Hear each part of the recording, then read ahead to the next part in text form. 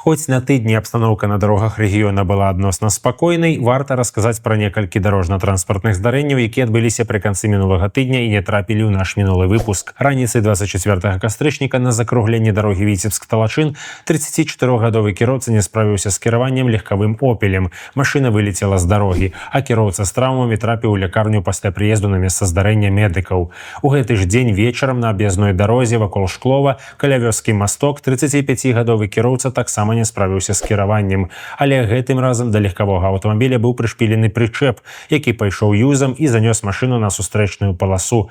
На сустрэчнай Volkswagen сутыкнуўся з грузавіком. Але ж і гэта яшчэ не ўсё. Пасля сутыкнення з грузавіком машыну зноў адкінула, і тая сутыкнулася яшчэ з двума легкавікамі. Адпаведна, у аварыі паўдзельнічалі 4 аўтамабілі і прычэп. Пры гэтым легкавікі дастаткова моцна пацярпелі ад сутыкненняў, але ў шпіталь трапілі толькі кіроўца Volkswagen і яго пасажыр. ДАІ паведамляе, што абодва атрымалі вельмі сур'ёзныя траўмы.